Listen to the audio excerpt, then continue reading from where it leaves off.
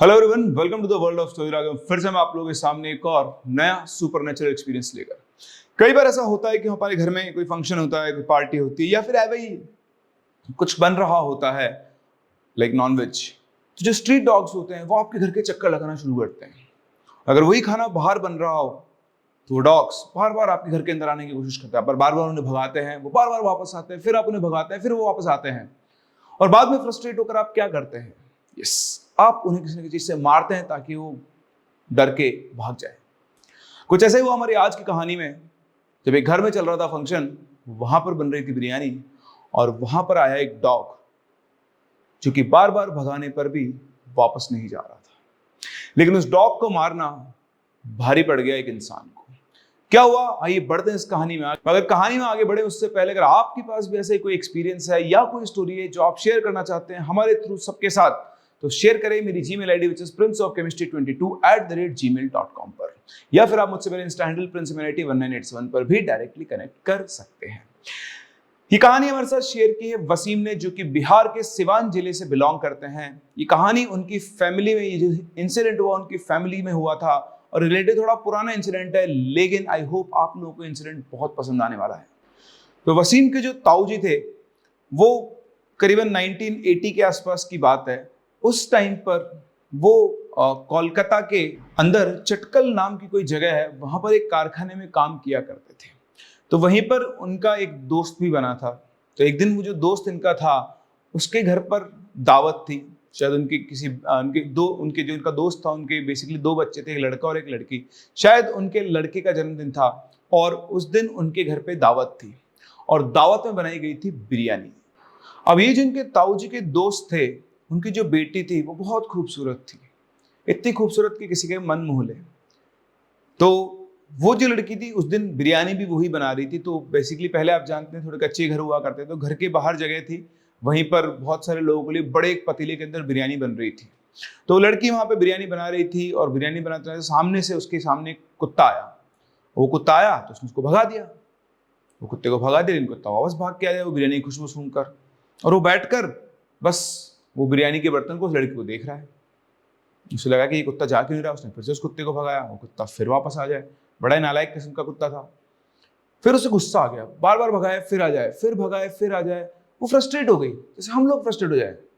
उसने अब किया, जैसे वो कुत्ता, उसने उठाया एक पत्थर अपने पास में, उसके सिर के ऊपर फेंक के मारा। तो पत्थर उसके सिर के ऊपर बहुत तेज लगा, और उसके बाद वो चिल्लाते हुए कुत्ता वहां से भाग गया। उसके बाद वो दोबारा वहां पर नहीं आया। इधर उसने अपनी बिरयानी वगैरह बनाई, बढ़िया घर के अंदर पूरा दावत हुआ, सब लोग खा पी के चले गए और अपना अपना जाकर सो गए। अगले दिन सुबह जब इस लड़की की माँ इसको उठाने इसके रूम में आई, उसको देखते हुए बहुत तेज चिल्लाई। और वो चिल्लाई इसलिए क्योंकि उसकी जो लड़की थी उसके चेहरे पर यहाँ पर एकदम से बहुत सारे बाल आ गए थे, छोटे छोटे छोटे छोटे बाल आ गए थे। उसकी चीख सुनकर सारे घर वाले भाग कर आए, मतलब जो उसका भाई और उसके फादर थे दोनों, वो भी आकर उसको देखते तो वो भी हैरान रह गए कि रात को ठीक ठाक सोई थी, इसके चेहरे पर ये बाल कैसे उग गए। उन्हें कुछ समझ में नहीं आया। अब आप खुद से सोचे, अगर आपके साथ ऐसा हो कि आपकी फैमिली कोई मेंबर रात को सोया और सूट के चेहरे पर एकदम से बाल आ गए, तो आपको क्या लगेगा? कोई ना कोई हार्मोनल डिस्बैलेंस होगा। उस टाइम पर तो इतना लोग समझते नहीं थे, पर आप ये समझो ना, कोई ना कोई हार्मोनल डिस्बैलेंस हुआ है जिसके वजह से शायद हो सकता है चेहरे पर बाल आ गए हो। लेकिन एक रात में ऐसा कौन सा हार्मोनल डिस्बैलेंस हो सकता है जिसकी वजह से किसी के चेहरे पर बाल आ जाए? उनका फर्स्ट रिएक्शन था, उन्होंने फटाफट से कैंची मंगाई और जो भी छोटे छोटे बाल आ रहे थे उनको कुतर दिया। अब उसके चेहरे पर वो बाल बहुत लाइट दिख रहे थे। उसके बाद उनसे कहा कि बेटा बाहर जाओ, तो वो जो नकाब होता है वही पहन के निकलना, ऐसे मत निकलना, लोग तुम्हारा मजाक उड़ाएंगे। तो उसकी मम्मी ने बोला कि नहीं नहीं, कहीं बाहर नहीं जाएगी, यहीं पे रहेगी। फिर उनको लगा कि एक बार डॉक्टर को भी दिखा लेंगे। तो उस दिन पूरा दिन वो घर से बाहर नहीं निकली, उसे किसी से मिलने को मिली मना कर दिया गया था। दिन गुजरा, रात को वापस हुई। अगले दिन जब वो वापस उठी तो उसके चेहरे पर वो जो बाल कुतरे गए थे वो बाल, और उसके बाद और सारे बाल आ गए। ना सिर्फ चेहरे पर, अब उसके शरीर के दूसरे हिस्सों पर, हाथ पर, कंधे पर, पीठ पर भी धीरे धीरे बाल उगना शुरू हो गए थे। घर वालों को बहुत चिंता हुई कि ये क्या हो रहा है, पर वो ये बात किसी को बता नहीं रहे थे, वो बस उसको अंदर ही छुपा कर बैठे हुए थे। इनके जो पिताजी थे वो चुपचाप एक डॉक्टर के पास गए, डॉक्टर को बताया, डॉक्टर ने कुछ दवाइयाँ दी। उन दवाइयों को इन्होंने इस बेटी को देना शुरू किया, लेकिन हर दिन ये बाल और उनकी डेंसिटी बढ़ रही थी। धीरे धीरे उसका पूरा चेहरा बालों से भर गया था।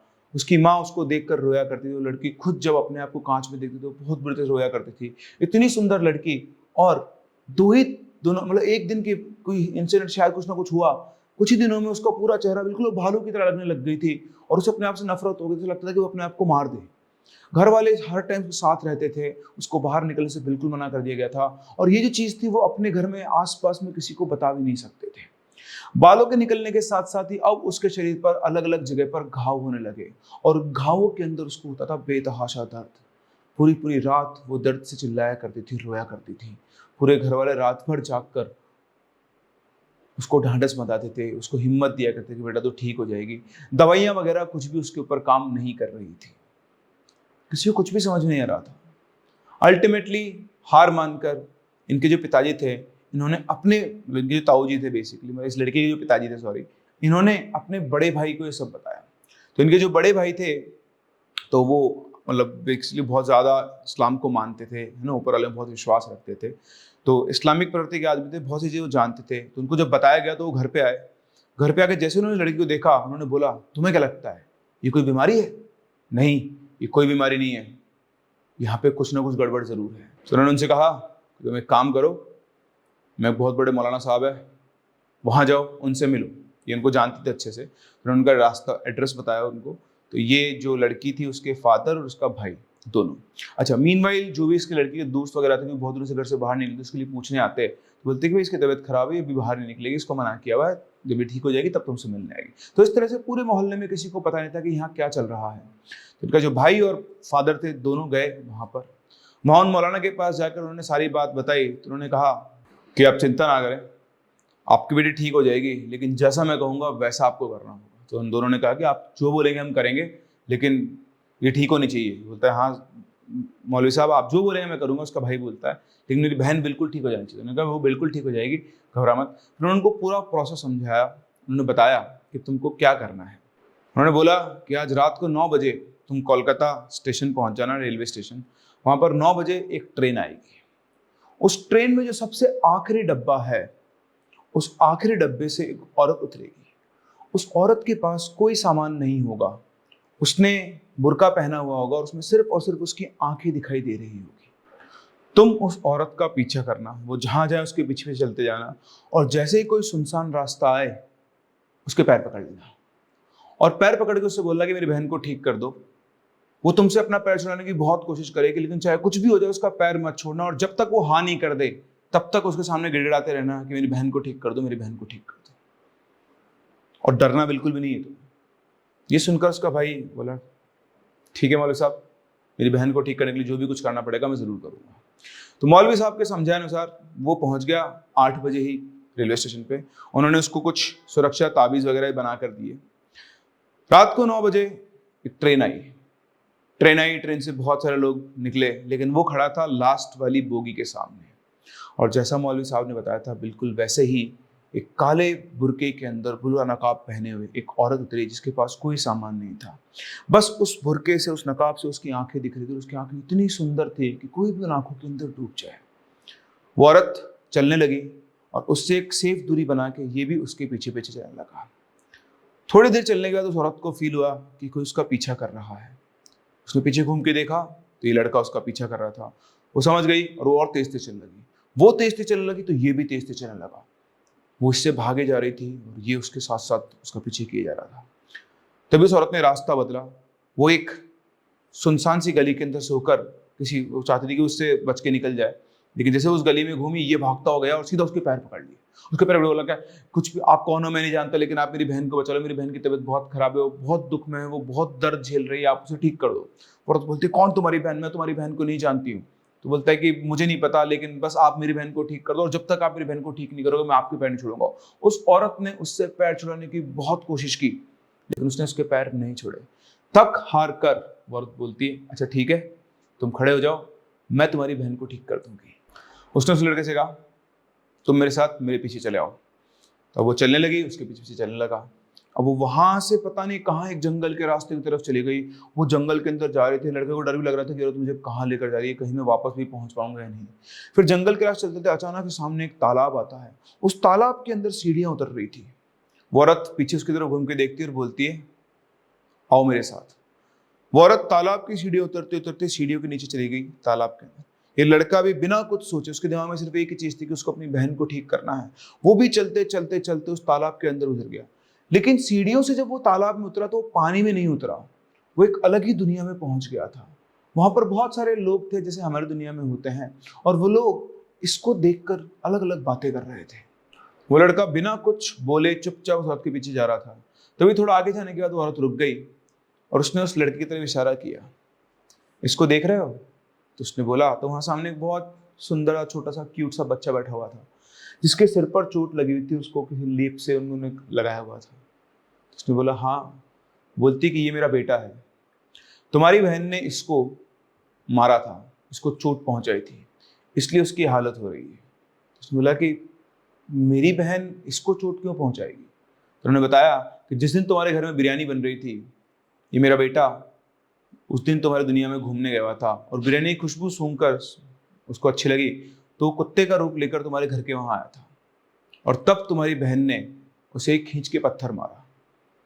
तो बोलता है कि अगर मेरी बहन को पता होता कि ये आपका बेटा है और ये कुत्ते के रूप में आया है तो क्या ये उसको मारती? उस बेचारे को क्या पता कि वो जो कुत्ता था वो कुत्ता नहीं, वो आपका बेटा था। बड़ा बड़ा इंटरेस्टिंग हो रहा है ना, किसी के सामने उसके बेटे को कुत्ता बोल लो और कुत्ते को बेटा बोल लो, है ना।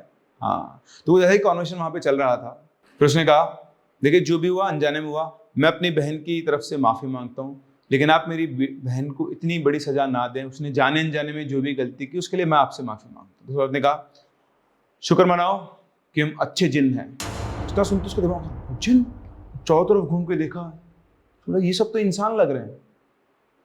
बोला दिखने में हम तुम्हारी तरह होते हैं, लेकिन हमारे पास जो ताकतें होती हैं वो तुमसे बहुत ज्यादा होती है।